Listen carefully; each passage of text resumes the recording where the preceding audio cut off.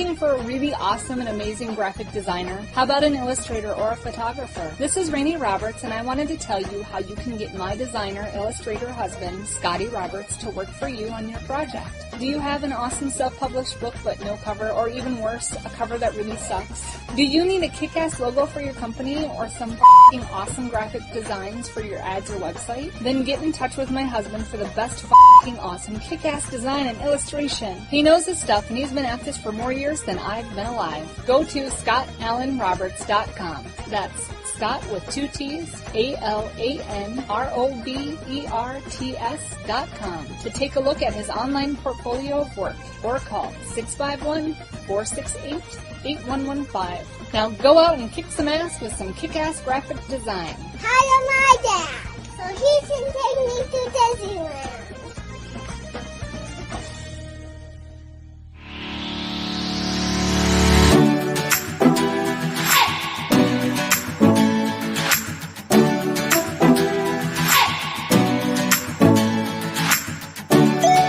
You're listening to the Intrepid radio program with Scotty Roberts. Intelligent Talk.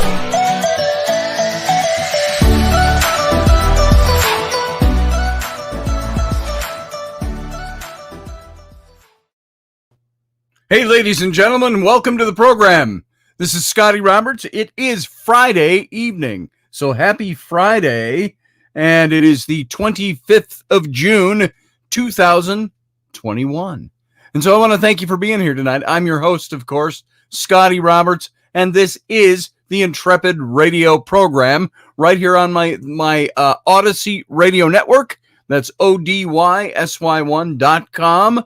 Go on over, see all the goodness that's Odyssey Radio, and also broadcasting over on my YouTube channel. And that's youtube.com/Mr. Scotty Roberts.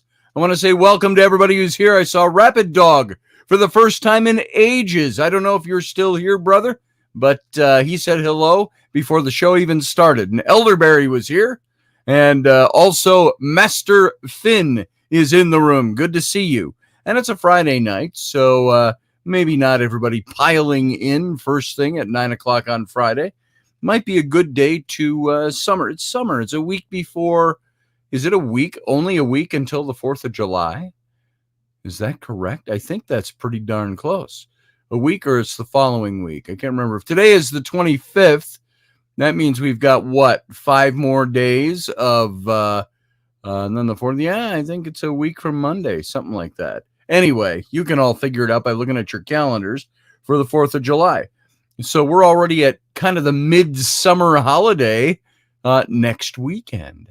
So think of that one for a minute. And so welcome to the show, everyone. Did you know that today, I believe it's next Sunday, there it is. I could just call up my calendar right here and look at it, but I didn't. I was leaving it a mystery, a fumbling mystery for us all to try to figure out. And so let me adjust my light. My kids get in here, of course, as I've mentioned before, and they mess with everything. Not only do they mess with stuff, they leave messes everywhere. And so one of these days I'm going to ban my studio. I had a bunch of stuff up that was for tonight's show, and I put up things and all sorts of things. My daughter shut all my stuff down, and because she was watching YouTube or something on my computer. And I said, do you realize it's like doing a book report and putting in 10 page markers for your report, and then somebody coming along and ripping all the page markers out? So there it is. So my kids get on here and they tamper with my stuff. Hey, Morgan Snow, just saw you pop in. Welcome to the program tonight. That's the beauty, again, of doing a live show. It's nice to be able to see some of you over in the chat room and say hello. And folks, if you're hanging in the wings tonight out there, you are welcome to come into the chat room. And you don't have to be a social butterfly. But if you'd like to come in and contribute or talk to people or meet some of the people here, that's a great way to do it. Yeah, I hope I get my own space soon, too. By the way, let me say that was for Matt Finn in the chat room. Let me paste the link. There's the link in the chat room.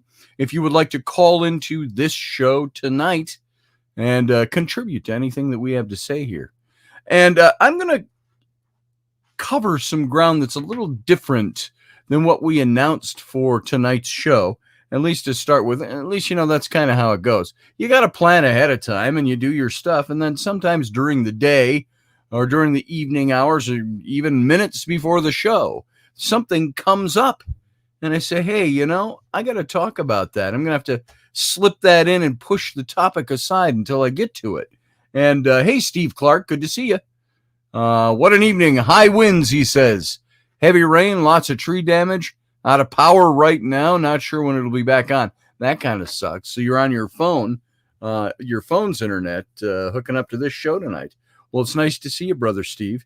I hope you're doing well out there, despite the Kansas wheat field weather. And so it's been pretty nice up here. It's nice and warm. It's been hot as it gets up here in the summertime. It's kind of funny.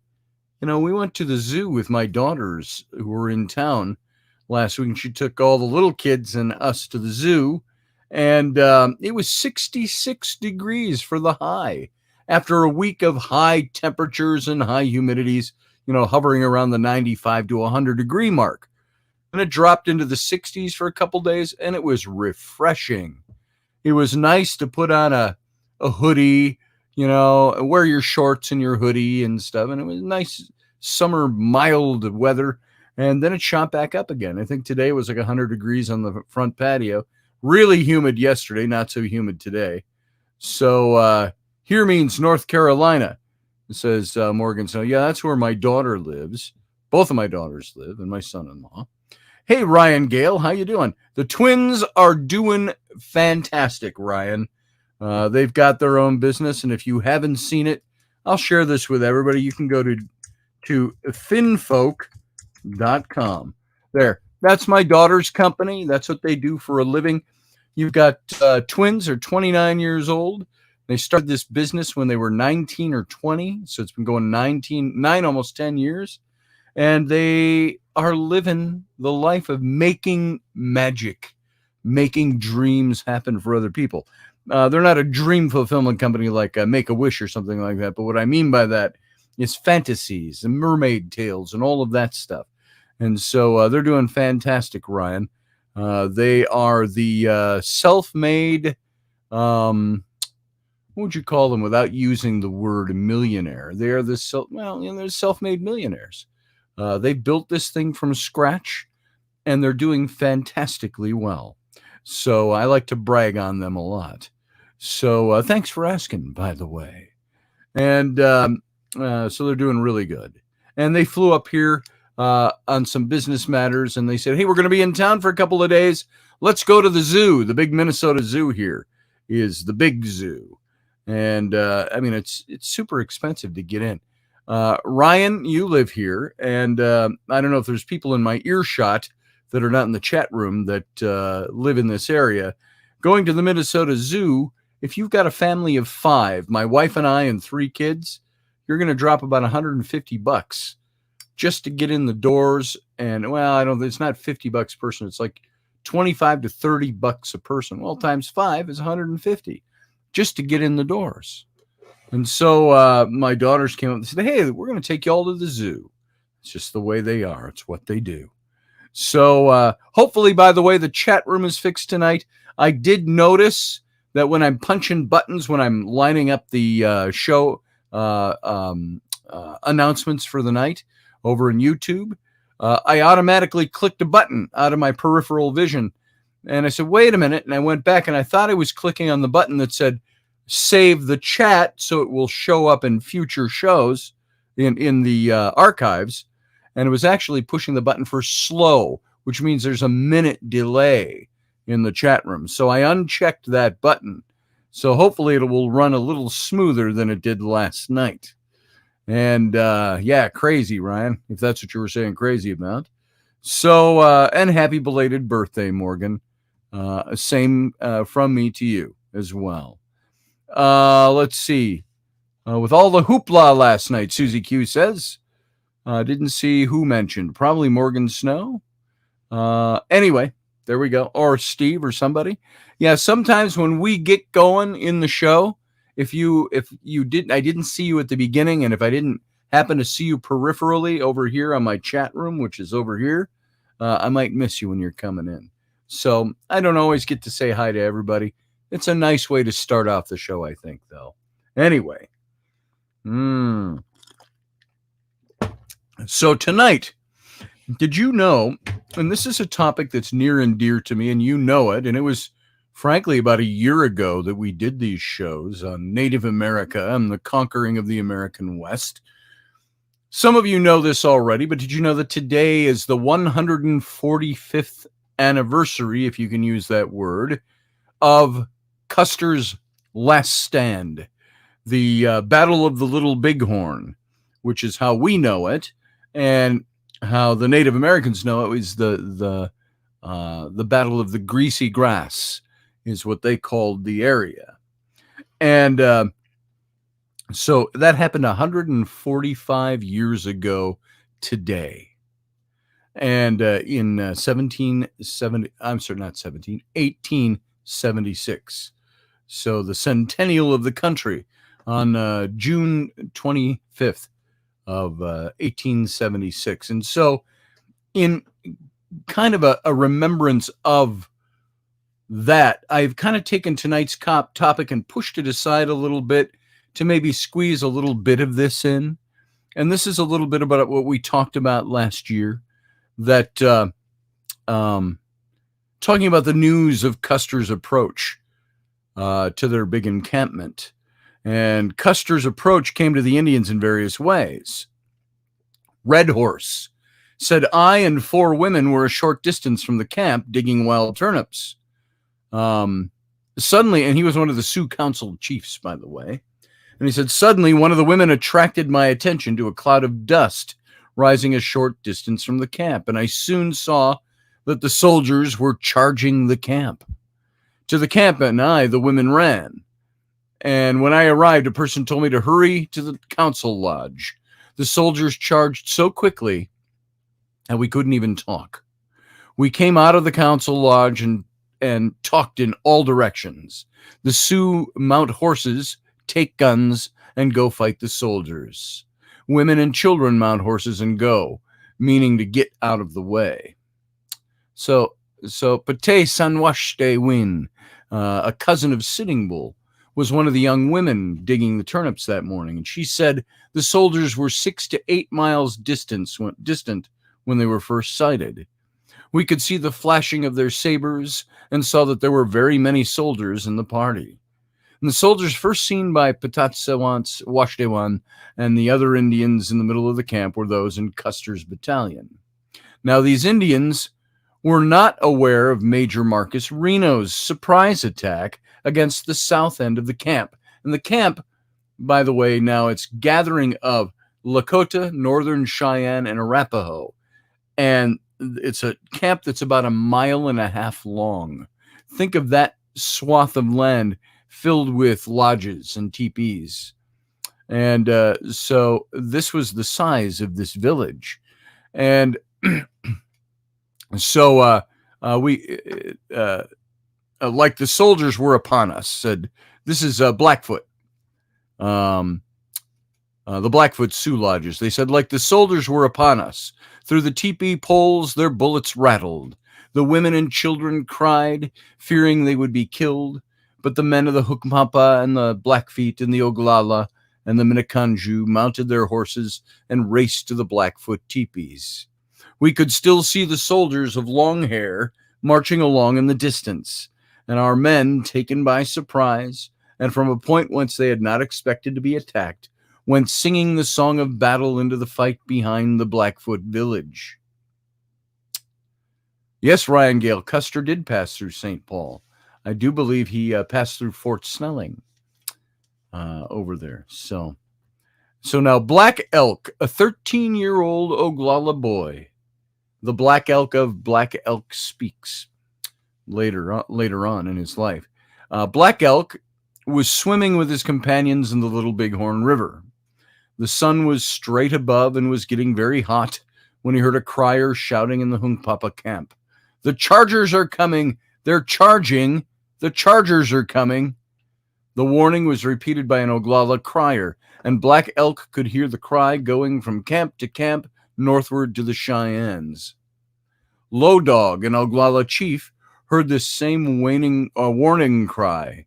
I did not believe it. I thought it was a false alarm. I did not think it possible that any white man would attack us, so strong as we were.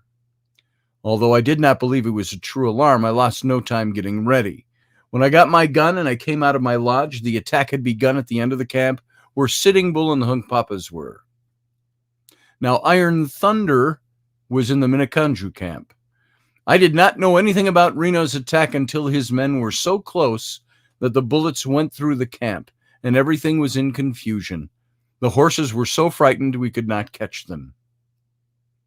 Crow King, who was in the Hunkpapa camp, said that Reno's pony soldiers commenced firing at about 400 yards distant.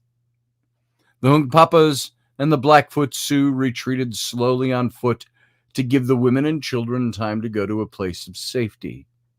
I'm not sure why dog soldiers became an insult during the campaign, this last campaign, because it was actually not an insulting term. Other Indians got our horses. By that time, we had warriors enough to turn upon the whites. Near the Cheyenne camp, 3 miles to the north, Two Moon was watering his horses. I washed them off with cool water, then took a swim myself. I came back to the camp afoot, where when I got near my lodge, I looked up the Little Bighorn towards Sitting Bull's camp. I saw a great dust rising. It looked like a whirlwind. Soon a Sioux horseman came rushing into the camp, shouting, "Soldiers come, plenty white soldiers."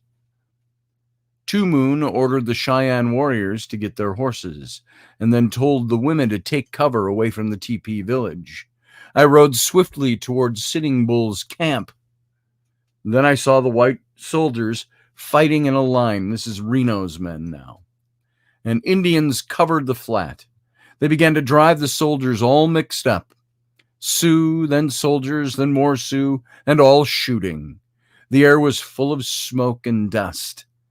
I saw the soldiers fall back and drop into the riverbed like buffalo fleeing. The war chief, who rallied the Indians and turned back Reno's attack, was a muscular, full-chested, 36-year-old Hunkpapa named Pizi, P-I-Z-I, or Gall, as he was also known, G-A-L-L. Gall had grown up in the tribe as an orphan. While still a young man, he distinguished himself as a hunter and as a warrior, and Sitting Bull adopted him as a younger brother.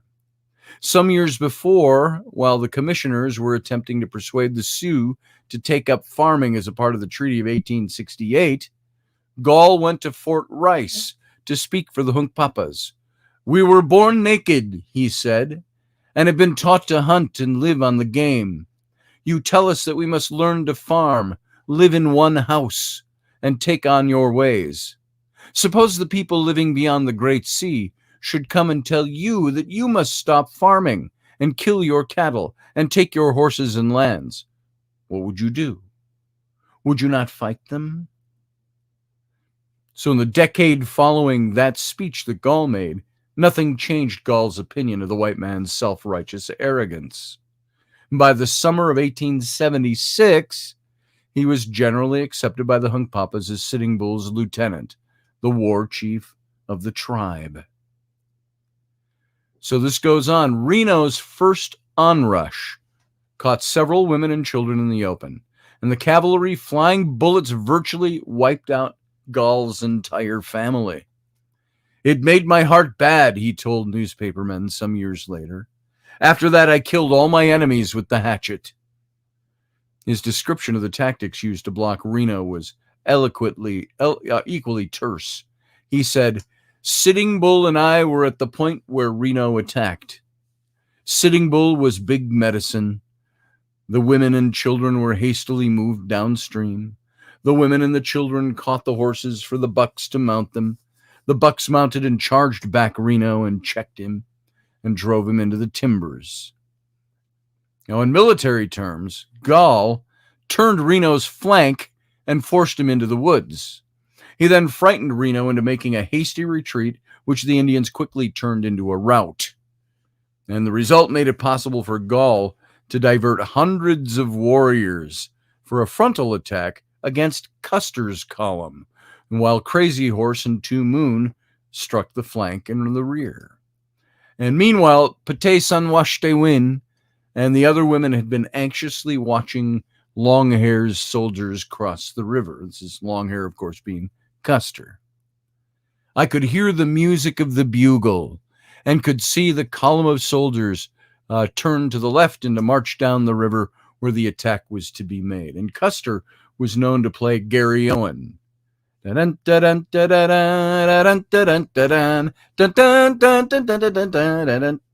like that. So that was the Gary Owen that they would play on the bugles. And so they heard this music being played. And soon I saw a number of Cheyenne ride into the river, then some young men of my band, then others, until there were hundreds of warriors in the river and running up into the ravine. When some hundreds had passed the river and gone into the ravine, the others who were left, still a very great number, moved back from the river and waited for the attack. And I knew that the fighting men of the Sioux, many hundreds in number, were hidden in the ravine behind the hill upon which Longhair was marching, and he would be attacked from both sides. Now, Kill Eagle, a Blackfoot Sioux chief, later said that the movement of the Indians toward Custer's column was like a hurricane. Like bees swarming out of a hive, said Kill Eagle. Horse, during the old Powder River days, Hump, the Minneconjou comrade of Gaul and Crazy Horse, during the old Powder River days, said the first massive charge by the Indians caused the long-haired chief and his men to become confused. The first dash of the Indians made my horse was shot from under me, and I was wounded, shot above the knee, and the ball came out at the hip, and I fell and lay right there. Crow King, who was with the Hunkpapas, said, the greater portion of our warriors came together in their front, and we rushed our horses on them. At the same time, warriors rode out to each side of them, circled around them until they were surrounded. 13-year-old Black Elk, watching from across the river, could see a big dust whirling on the hill, and then horses began coming out of it with empty saddles. And this, by the way, this is everything that was happening, the build-up to the last stand, if you will. And this is really all takes place. We think of these as big, grandiose events. It took place in really a relatively short period of time. The charging on the village, the routing them out, the running up the ravine, being surrounded by the Native American warriors. So the smoke of the shooting and the dust of the horses shut out the hill, Pate Sanwashtewin said. And the soldiers fired many shots, but the Sioux shot straight, and the soldiers fell dead. The women crossed the river after the men of our village, and when we came to the hill where there were no soldiers living, and the long hair, Custer, lay dead among the rest. The blood of the people was hot, and their hearts bad, and they took no prisoners that day. Crow King said that all the soldiers dismounted when the Indians surrounded them. They tried to hold on to their horses, but as we pressed closer, they let go their horses. We crowded them toward our main camp and killed them all. They kept in order and fought like brave warriors as long as they had a man left. According to Red Horse, toward the end of the fighting with Custer, these soldiers became foolish, many throwing away their guns and raising their hands, saying, Sioux, pity us, take us prisoners. The Sioux did not take a single soldier prisoner, but killed all of them. None were alive for even a few minutes. Long after the battle, White Bull of the Minneconjou drew 4 pictographs showing himself grappling with and killing a soldier identified as Custer. Among others who claimed to have killed Custer were Rain in the Face, Flat Hip, and Brave Bear. Red Horse said that an unidentified Santee warrior killed Custer. Most Indians who told of the battle said they never even saw Custer and did not know who killed him. We did not know till the fight was over that he was the white chief, Low Dog said. In an interview given in Canada a year after the battle, Sitting Bull said that he never saw Custer, but that other Indians had seen and recognized him just before he was killed. He did not wear his long hair as he used to wear it, Sitting Bull said. It was short, but it was the color of the grass when the frost comes. Where the last stand was made, the long hair stood like a sheaf of corn, with all the ears fallen around him. But Sitting Bull did not say who killed Custer. An Arapaho warrior who was riding with the Cheyenne said that Custer was killed by several Indians. He was dressed in buckskin, coat and pants, and was on his hands and knees. He had been shot through the side, and there was blood coming from his mouth. He seemed to be watching the Indians moving around him. 4 soldiers were sitting up around him, but they were all badly wounded. All the other soldiers were down. Then the Indians closed in around him, and I did not see any more. Regardless of who had killed him, the long-hair who made the thieves' road into the Black Hills was dead with all his men. Reno's soldiers, however, reinforced by those of Major Frederick Benteen, were dug in on a hill farther down the valley, or the river, and the Indians surrounded the hill completely and watched the soldiers through the night, and next morning started fighting them again. During the day, scouts sent out by the chiefs came back with warnings of many more soldiers marching in the direction of the Little Bighorn. After a council, it was decided to break camp. The warriors had expended most of their ammunition, and they knew it. They'd be foolish to try to fight so many more soldiers with bows and arrows. And the women were told to begin packing, and before sunset, they started up the valley toward the Bighorn Mountains, and the tribe separating along the way and taking different directions. So when the white men in the east heard of Longhair Custer's defeat, they called it a massacre and went crazy with anger. They wanted to punish all the Indians in the west because they could not punish Sitting Bull. And the war chiefs, the Great Council in Washington, decided to punish the Indians they could find, those who remained on the reservations and had taken no part in the killing or the fighting. On July 22nd, about 3 weeks after the Battle of the Little Bighorn, the Greasy Grass, the great warrior Sherman, General Sherman, received authority to assume military control of all reservations in the Sioux country and to treat the Indians there as prisoners of war, all of them. And on August 15th, the Great Council made a new law requiring the Indians to give up all rights to the Powder River country in the Black Hills. And if you remember anything about our series on this last year, they had fought and done treaty after treaty for the Powder River country. Now the United States had a reason to take it away by force. They did this without regard to the Treaty of 1868, maintaining that the Indians had violated the treaty by going to war with the United States. You violated the treaty, you're out.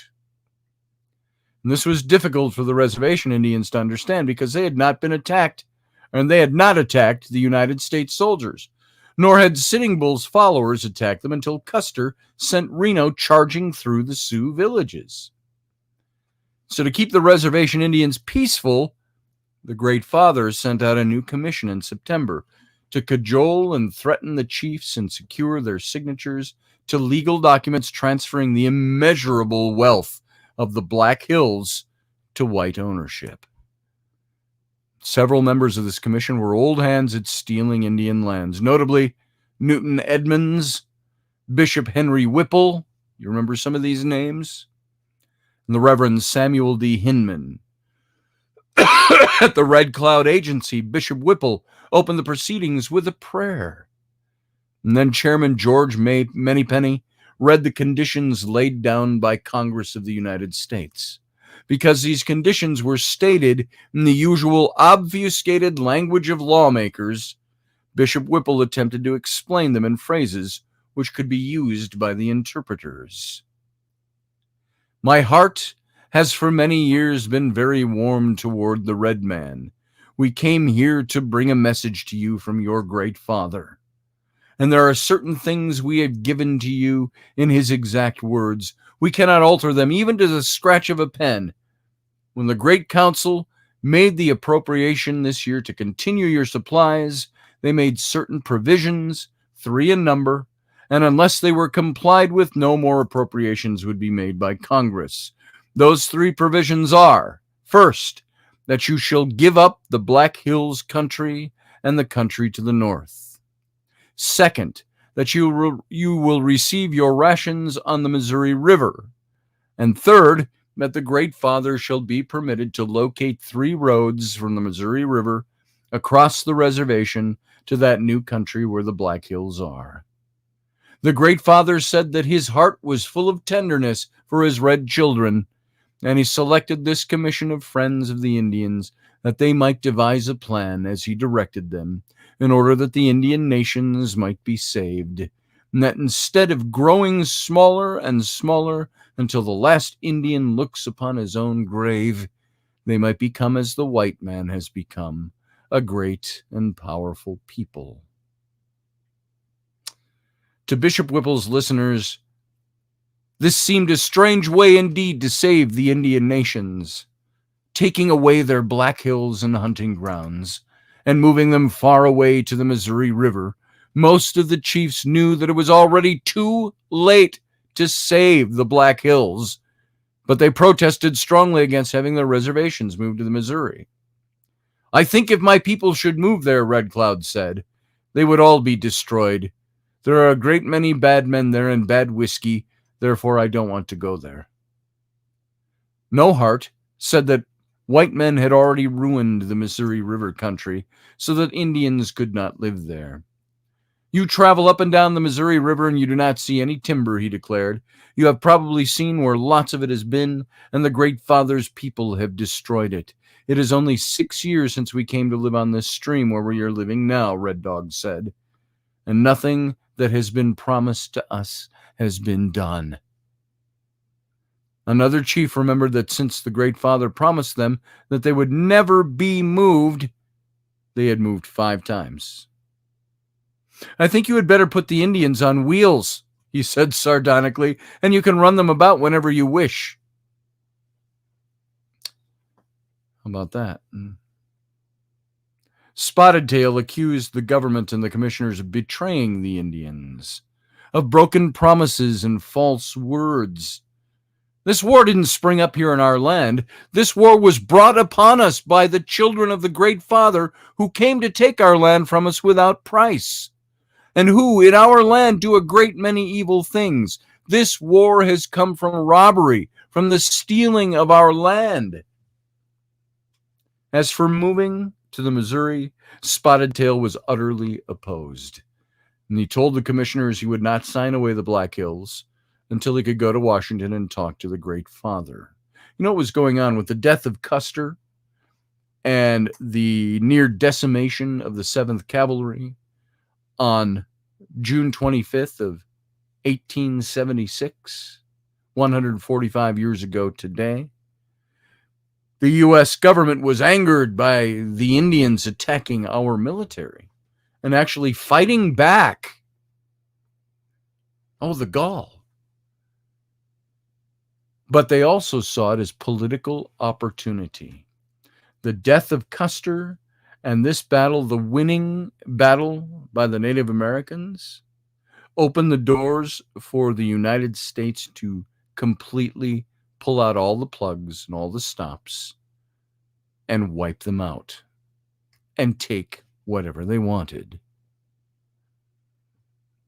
The commissioners gave the Indians a week to discuss the terms among themselves about moving to the Missouri, and it soon became evident that they weren't going to sign anything.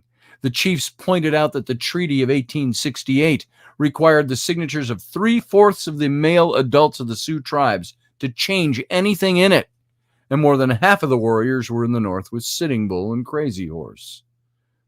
And in reply to the commissioners explained that the Indians off the reservation were hostiles. Only friendly Indians were covered by the treaty. Most of the chiefs didn't accept this. What a bunch of bullshit, huh? To break down their opposition, the commissioners dropped strong hints that unless the Indians signed the treaty, the Great Council, in its anger, would cut off all rations immediately, would remove them to the Indian Territory in the south, and the army would simply take all their guns and horses. There was no way out. The Black Hills had been effectively stolen. The war at the Little Bighorn, the Battle of the Little Bighorn, the Custer's death, and the fighting of the Lakota, the Northern Cheyenne, and the Arapaho. This was all over the Black Hills. And there was no way out now. Black Hills were gone. The Powder River country, with its herds of wild game, were gone. Without wild game or rations, the people would starve. The thought of moving far away to a strange country in the south was unbearable, and if the army took their guns and ponies, they would no longer be men.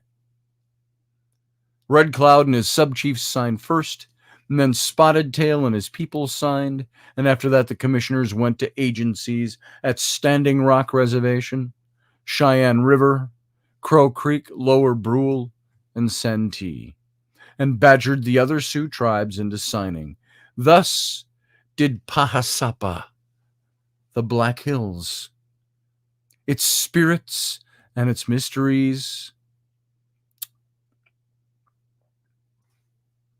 its vast pine forests, its billions of dollars in gold, pass forever from the hands of the Indians into the domain of the United States.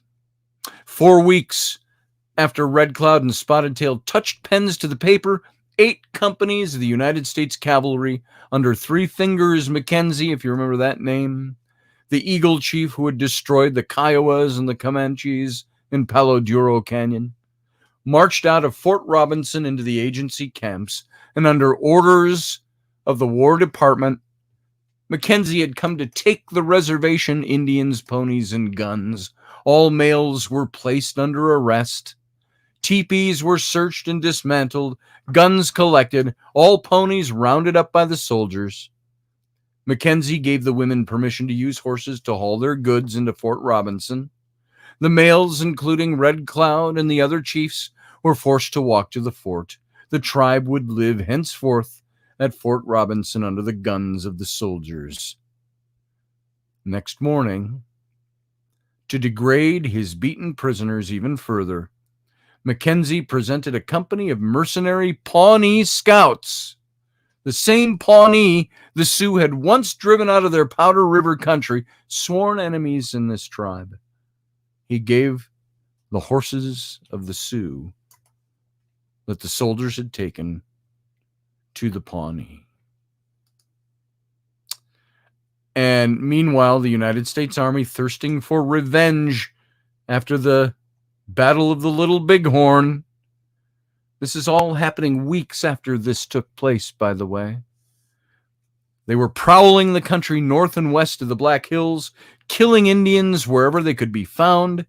And in late summer of 1876, Three Stars Crook's reinforced column ran out of rations in the Heart River country of Dakota and started a forced march southward to obtain supplies in the Black Hills mining camps. On September 9th, near Slim Buttes, a forward detachment under Captain Anson Mills stumbled upon American Horse's village of Oglala and Minnecaju. And these Indians had left Crazy Horse's camp on Grand River a few days before and were moving south to spend the winter on their reservation. Captain Mills attacked, but the Sioux drove him back, and while he was waiting for Three Stars to arrive, all the Indians escaped except American Horse, 4 warriors, and 15 women and children who were trapped in a cave at the end of the small canyon. When Crook came up with the main column, and by the way, the reason I'm still going on with this is all the fallout of the Battle of the Little Bighorn. When Crook came up with the main column, he ordered the soldiers to positions from which they could fire volleys into the mouth of the cave. American Horse and his 4 warriors returned the fire, and after some hours of continuous dueling, 2 bluecoats were dead and 9 wounded. Crook then sent a scout, Frank Groward, to ask the Indians to surrender. Groward, who had lived with the Sioux, spoke to them in their language. They told me they would come out if we would not kill them, and upon receiving this promise, they came out. American Horse, 2 warriors, 5 women, and several children crawled out of the cave. The others were dead or too badly wounded to move. American Horse's groin had been ripped open by buckshot. He was holding his entrails in his hands as he came out. Groward said, holding out one of his blood-stained hands, he shook hands with me. Captain Mills had found a little girl 3 or 4 years old hiding in the village. She sprang up and ran away like a young partridge, he said. The soldiers caught her and brought her to me. Mills comforted her and gave her some food, and then he asked his orderly to bring her along when he went down to the cave where the soldiers were dragging out the Indian casualties. 2 of the dead were women, bloodied with many wounds. The little girl began to scream and fought the orderly until he placed her on the ground, when she ran and embraced one of the squaws, who was her mother. I told Adjutant Lemley I intended to adopt this little girl as I had slain her mother.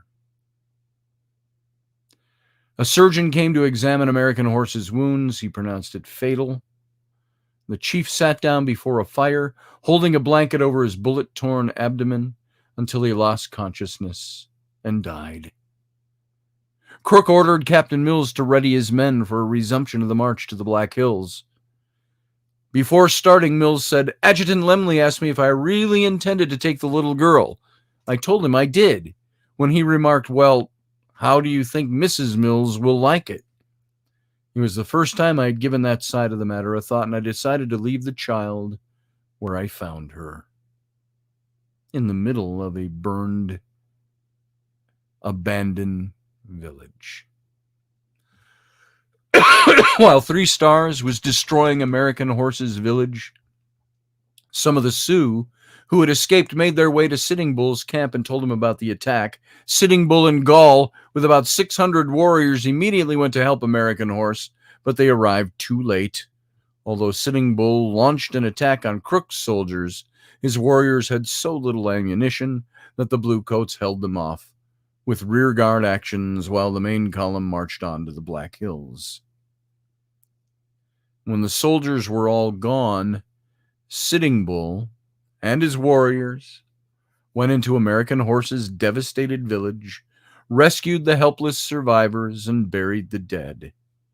What have we done that the white people want us to stop? Sitting Bull asked. We have been running up and down this country, but they follow us from one place to another. In an effort to get as far away from the soldiers as possible, Sitting Bull took his people north along the Yellowstone, where buffalo could be found, and in the moon of falling leaves, Gall went out with a hunting party and came upon an army wagon train traveling through the Yellowstone country.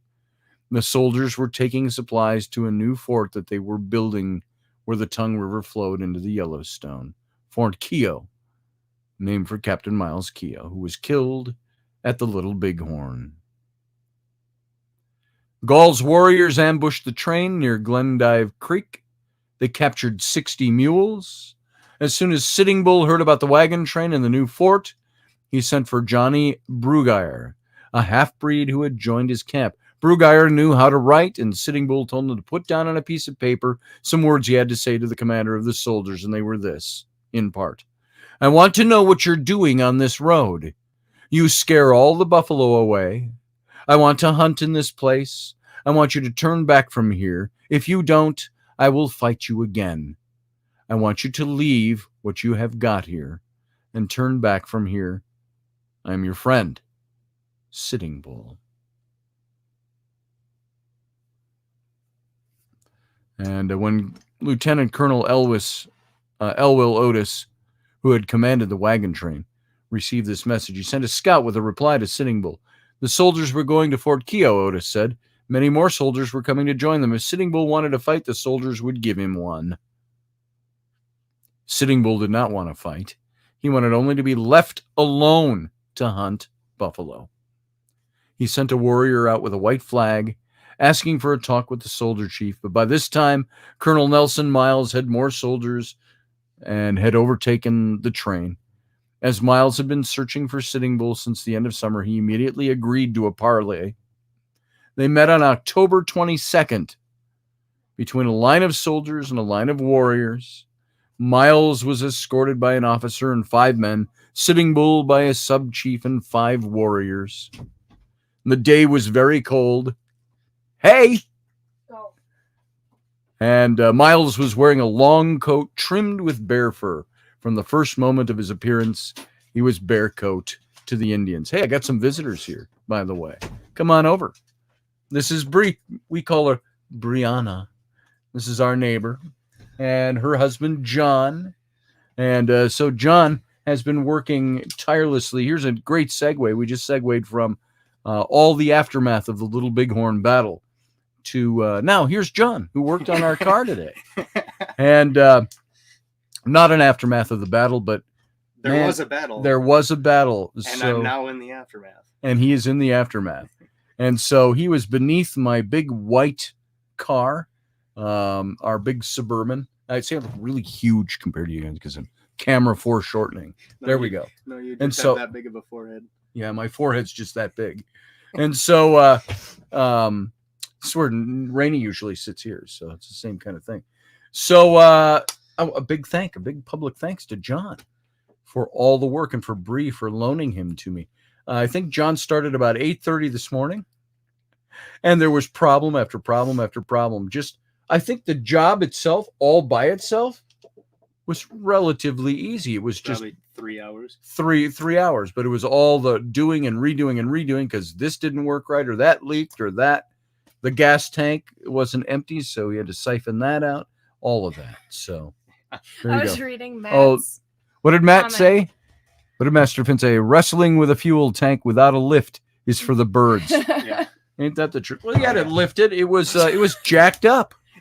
That's You know, not what he jacked means, up. Scotty. Hi, Doug. I figured. Hey, Doug. He said hi twice. Let's see who else we got. Dave Potter. He was a dandy. I'm not sure who you're talking about. John? John's a dandy? That was before. Let's see. So yeah, this is the savior of my big white Suburban. And he put John in is that a fuel hero. pump today. John is a hero. Lucky 11. I'm over here listening, said Siani Reese. Sorry, I'm exhausted, said Doug Stack. I'll bet with your new business. I hope it's going well for you today, Doug. He's got a business you'd probably appreciate, all automotive stuff and tires and junk like that. Down in Louisiana, though. Let's see. Hey, children. Barbie D. Nice to see you in here. Mall of America is nuts, says Michelle Cannon-Free. Yes, it is. Let's see. No, the Union officer with the fur coat. Oh, yeah. Dave Potter. I'm not sure who that was, the guy with the fur coat. Was that Miles, General Miles, Three-Fingered Mackenzie? Or Miles? So, there you go. And, John, you're kind of hiding behind the logos over there. There you go. Nobody needs to see So, him. yeah, that's right. John's better looking, but Bree's funner. So, there you go. Yeah, well, what happened to my eyesight? Right. So, thanks for great neighbors like that. I have faith. That's right, Elderberry. Good neighbors. And I wonder if that's like a lump of coal. Not sure what you're getting at there, Susie. Oh, Wesley Curry. All I got was a rock. So, hell yeah, Field Guy made a bunch of posts on the swap shops today, says Doug Stack. All right, and Field Guy, good to see you. Michelle Cannon-Free, good to see you too. So there you Trying go. to move tires. Trying to move tires. That's Doug Stack. Ah. That's his business now. And so there you go. I think we kind of we still got 10 minutes officially left of the show. We didn't get anywhere near the topic of tonight's show because I rather focused on it being the 145th anniversary of the Battle of the Little Bighorn, and happened on this day. I hear you, Rowan. Yeah, you probably do. She's screaming in the background somewhere. There's a little bit of a lag here. It's about a 30-second lag before they hear the show from us being live. My hair is So ridiculous. your hair is ridiculous. I don't know what's going on with it. So I see living people. Feel good. I saw a tech-savvy guy. I'm not a tech-savvy guy, says Doug Stack. I have to put up all kinds of junk piled up under my desk. That's it. I come in here and the kids have stuff scattered all over my desk. So, and it's all under the desk too. So, anybody want to come on? Say hi. I sent you all the link. Here's that link again, by the way. If you want to call in to the show, there it is. You just hit that link and we can bring you in. And if you've got anything to add, contribute, multiply, divide, pesky kids. Yeah, really. Jesus. I'm trying to move this stool. So Well, then get your foot off. my foot's tangled in the bottom. I can't move anywhere. It's so tight back here. So there you go. I'm just trying to move over this way. So, all right. Yeah, pesky kids. Update from Doug. That one was for you. Pesky kids. I'm not a kid. I work with kids. I gotta lower that screen a little bit so it really kind of fits. When I sit back, the ceiling comes down a bit. There you go. So these are our good neighbors, our good friends. And you've seen them before. It was Brianna that was over here. Bree. It was Bree. Brianna's Miss Bree. kind of a Thank you for the sexy. yeah. Sexy. Thank you. We all claim it. Thank you.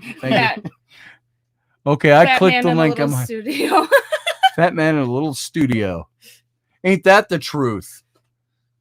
Ain't that the truth, Master Finn?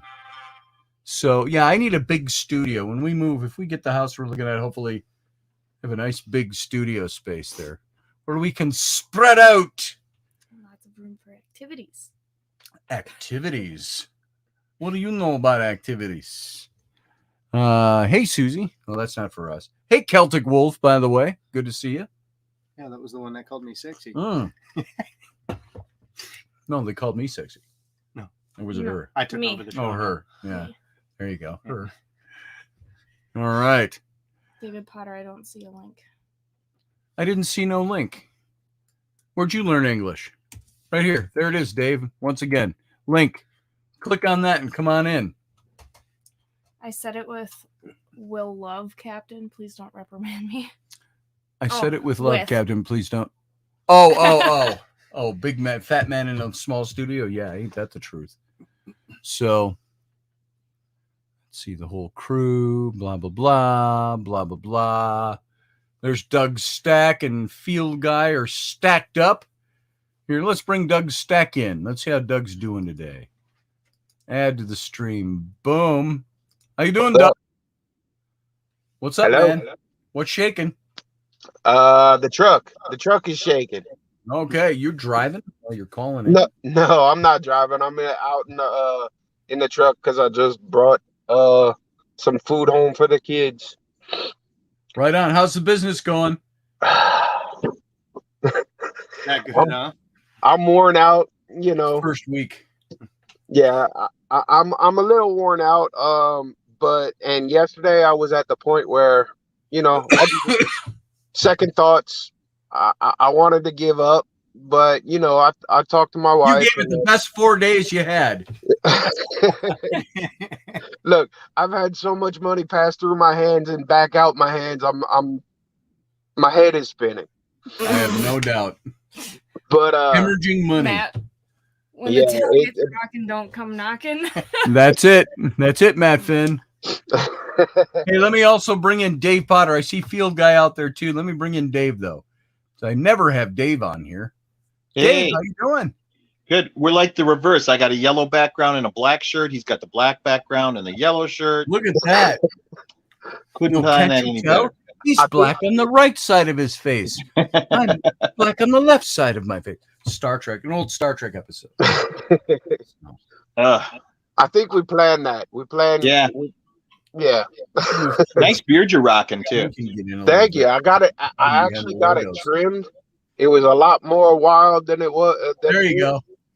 But hey, that works. It grows Yeah. to this length, and I need to get mine trimmed too. Yeah. Me too. Yeah. I forgot to shave yesterday, so So all we're missing is Rainey. Where's Rainey? With Harley. Oh, she's with all the kids. They're two little kids and our kids. So. Wow. Rainey got the best job ever. That's why I've been here. Watch the We had kids. enough for the day. Enough children for the day. So yeah, we're, so I set out this morning to move the motorhome from one storage location to another. Yeah. Battery was dead. Tried to jump it, couldn't do that. Went and bought a new battery, came back, wrong post system. Went back to the store. They didn't have the right post system, so we were looking for a conversion kit. Found that, brought it out, didn't fit. 3 stores later, finally found the part. Only cost me $4. Nice. And $38 other worth of parts that I have to take back. And gas. And all day. When we finally got the battery hooked up, fired right up, drove it to location. The whole thing should have taken about an hour. Took me from 9 o'clock this morning until a little after 6. There you go. Isn't that the way that stuff always goes? I It's know. like John It would have today been easier to fix a drippy faucet, because there you only have to finally end up with a brand new water heater and every plumbing piece between the two. But you're right. Well, that's what happened with John and switching the fuel pump in the Suburban. He started at 8:30 this morning and finished about 6:30 tonight. 10 hours into that thing. You guys are making me feel bad. I closed up shop at 2 o'clock this afternoon because it was 130 degrees in the shop itself. Nice. You need an air conditioner. I'm a chef. I'm used to working around that. Yeah. Dave's a chef. Here, let's bring Field Guy in. As long as he's here, let's just add to the mix here. Let's see what we got. Can we do it this way? I think the logo blocked my head. Wait a minute. There you Now go. can be seen. So Doug and Field Guy are both from down in Yeah, you got to peel over Louisiana. keep I'm going trying to the find logo the over best there. layout to fit everybody in. That might be it right there. So I think so. Hey, Scotty, just wanted to tell you, 13 pounds already this week alone.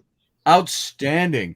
Doug has lost like 150 pounds. Nice. 125 pounds. 125. Awesome. Good That's job. awesome, brother. All the weight They that probably Doug wouldn't recognize loses, you I after being find. gone for 2 months. Well, when I met you for the first time, Scotty, I was down, I think it was 65 pounds. Okay, that was in, and we met for the first time in February. Early February. Yeah. So now I'm double that. That's fantastic. Excellent job. I used to push 5 bills, and I just now I'm 303 as of today. I'm trying to break that 300 mark. Oh, what? Hey, well, we're together. I weighed this morning. It was 305. So that's a win. Well, all right. How about you, Field Guy? Have you lost hundreds of pounds too? No. Feeling a little left out over there. If I lost hundreds of pounds, I wouldn't have any weight left. I only weigh like 215. We can ship you some. He lost about 800 pounds when he shaved his beard. There you go. Like I say, I think the heaviest I got was 292, and that was just around Christmas time. And I dropped that. I'm down around 250 right now. So my metabolism has still been fat. pretty good. Since I've been 20 years old, I've never went past 215. I've never went below 208. Okay, well, and thanks for being on the show, Field Guy. See ya. And that's that. So, all right, guys, here's what we're going to do. It's 10 o'clock on the nose. So we're going to wrap this show up. And I want to thank you all for coming on. And good to see John and Bree. They're going to hang out until we're out of here. And so, Dave, give me a call. Let's get together. Yeah. And Field Guy, good to see you, brother. And Doug, continued good luck with your business, brother. Thank you so much. All right, I'll see you guys. Have a great weekend. Bye. And you too. We'll see you later. All right, it's just back to us. Yeah, I got a dry cough still hanging on. So, all right, folks. That was it. We did not get it all to our topic on the Egyptian gods and the Ogdoad and the cosmology of ancient Egyptian gods. And like that, we're canceled for other programming. There it is, Field Guy. There it is. So, all right, everyone. I want to thank you for being here. Thank you for taking your time to come in and give it to me. And as always, you can go right down below here on the window in YouTube. There's a join button. Hit join for $2, $5, or $15 a month. You can become members of this channel and help support the efforts. And of course, if you can't do any of that, the show's always free anyway. So come on over. Good to see you. And my wife is here. Everybody's doing this show and I got left out. Oh. Yeah, we needed somebody to watch the kids so you could come and they could come and do the show. I got this. Come on over. You're so mean. Okay, I know. I mean, there's Rainey. Hi, everybody. So all of you who stuck around to the very last minute, unlike the movie theaters where people get up before the credits even start rolling, I guess it's to get to the cars or something. I'm a firm believer, and Dave Potter will back me on this. I'm a firm believer that you sit in the movie until the credits are over. Then you get up. You're there for the movie experience. I get so tired of people who it's the credits. Let's get up. It's time to go. And it's like, hey, will you sit down? I'm watching the credits. But no, they got to make it to their car quick. And they got something to do at home. They gotta wait an extra, they couldn't sit there for 4 more extra minutes. So anyway. Barbara D says, nice meeting you. Nice meeting you too. Thanks, Barbie D. So these are the people we hang out with. These are the people who rub off on us. And gross. John and I are like, yeah.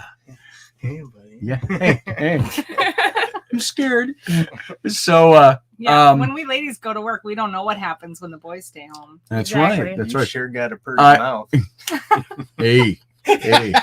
I like the lace in those panties, Johnny. I told you to stop wearing mine. There's so much more room to move. I can confide this. Bree, let's see. I'm a psychic. You're wearing leopard print thong panties. Nope, none. Oh. Going commando. Oh wait, Bree. No. Oh dang. Did you go commando? No. Oh! You thought I was talking about you. Yeah. No, Bree was helping John, and she was bending down, handing him tools under the car, and Rainey was standing next to me, and I go, she's wearing leopard print thong panties today. Sure am. Somebody's getting red. Yeah, and I'm like, it immediately just wanted me to go. It's like, yeah, I get that uncomfortable feeling, like there's something running up my butt crack. So, I don't have any on. That's why you can't find my panty line. So there you go. Want to tell everybody about your no-no zone? Your what? Your no-no zone? This is my no-no zone. Oh no, leave it alone. It's square. This is my no-no square. Oh, this is my no-no square? Yeah. No, don't touch me there. No. This is my no-no square. No, don't touch me there. Rainey was teaching that to our kids tonight. That was last night. Oh, that was last night. That was last night. Yeah, Rainey did that. She reached over yesterday and she thwacked me in my genitals, thinking it was really funny. And the youngest, the 6-year-old Ellery, saw that. And so thought what it does was Ellery funny. do? She goes, "Oh, hey, Dad." Thwack. And I'm like, "Hey." She said, "This is your no-no zone." Thwack. And I said, "That's only for moms to do. You can't do that." She got, it's sad to say, very embarrassed. Usually I'm overusing my throat now because I'm getting all scratchy in the throat.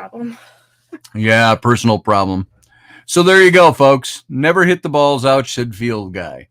There you go, Rainey. Don't hit That's right. the ball. Don't hit. I can thwack them. No. You can caress them. You cannot hit them. I didn't. I thwacked them. Let's see. And you know what? After a very serious show and a very serious topic, this is how we go out tonight.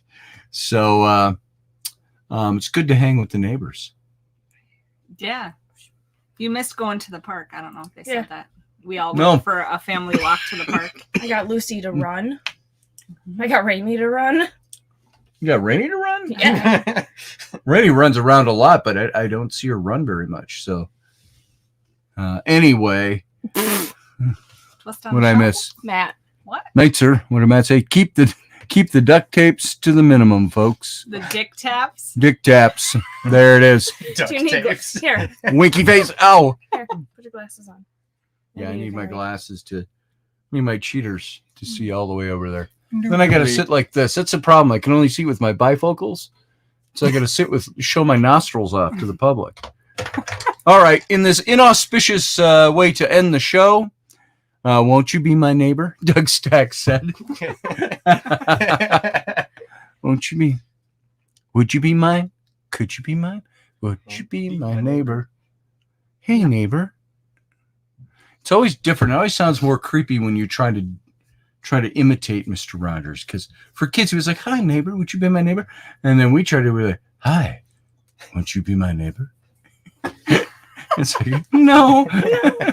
All right, guys. That's it. Live long and prosper. You know that.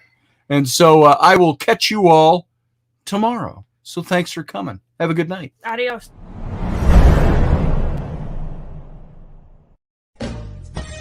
Are you looking for a really awesome and amazing graphic designer? How about an illustrator or a photographer? This is Rainey Roberts, and I wanted to tell you how you can get my designer, illustrator husband, Scotty Roberts, to work for you on your project.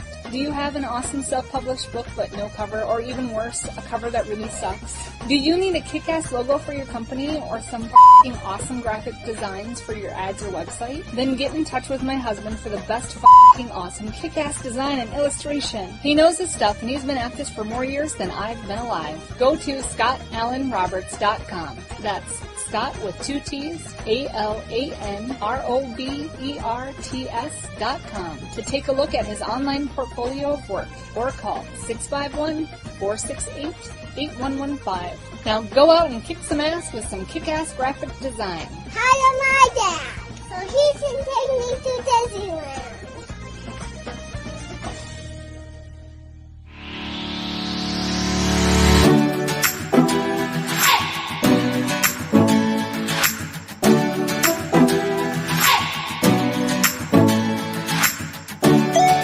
You're listening to the Intrepid radio program with Scotty Roberts. Intelligent talk.